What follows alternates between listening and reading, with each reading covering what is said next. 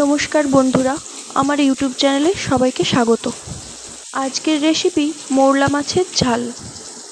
তার জন্য আমি মাছগুলোকে প্রথমে মাথার কাছে একটু কেটে নিয়ে পিত্তথলিটা বার করে নিলাম। পিত্তটা না বার করলে খাবার সময় তেতো লাগবে। তারপরে মাছগুলোকে আমি ভালো করে ধুয়ে নিয়ে নুন হলুদ মাখিয়ে কিছুক্ষণ রাখবো।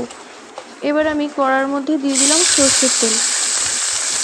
সর্ষের তেলটা গরম হয়ে গেলে মাছগুলোকে আমি এর মধ্যে দিয়ে দেবো, দিয়ে ভালো করে ভেজে নেব। মাছগুলোকে তেলের মধ্যে দিয়ে এইভাবে চারিদিকে একটু ছড়িয়ে দিতে হবে আর হালকা হালকাভাবে নাড়তে হবে, না হলে মাছগুলো ভেঙে যাবে।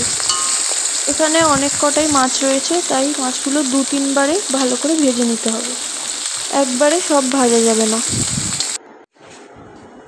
মাছগুলো আমি খুব বেশি কড়া করে ভাজবো না, বেশি কড়া করে ভাজলে মাছগুলো শক্ত হয়ে যাবে। এবার মাছগুলো ভাজা হয়ে গেলে আমি কড়া থেকে তুলে নেওয়ার পর কড়াইয়ের মধ্যে আবার তেল দিয়ে দিলাম। আমি এখানে সর্ষের তেল দিলাম। এবার এর মধ্যে কেটে রাখা আলুগুলোকে দিয়ে দিলাম। এবার আলুগুলো ভালোভাবে ভেজে নেব। আপনারা এর সাথে বেগুনও দিতে পারেন, কিন্তু আমি এখানে বেগুনটা দিলাম না। এবার সামান্য পরিমাণ হলুদ গুঁড়ো আর লবণ দিয়ে আলুগুলোকে একটু ভাজা ভাজা করে নেব।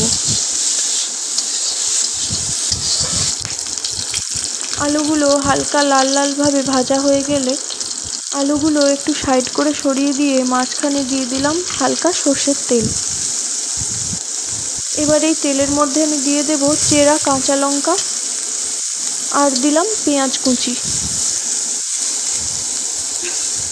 এবার পেঁয়াজ আর লঙ্কাটা ওই তেলের মধ্যে একটু ভালো করে ভেজে নেব।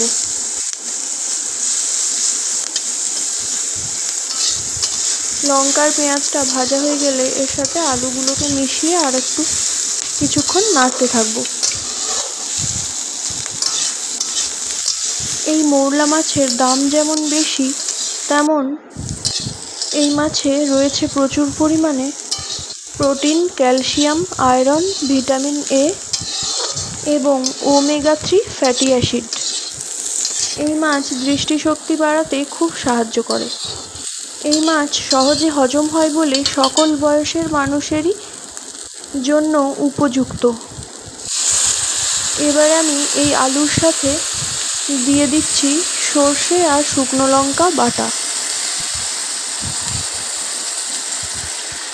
সঙ্গে সামান্য পরিমাণ জল অ্যাড করলাম। এটাতে যে যেমন ঝোল খেতে চান সেই পরিমাণে জলটা মিশিয়ে নেবেন। সঙ্গে সামান্য পরিমাণ নুন অ্যাড করছি।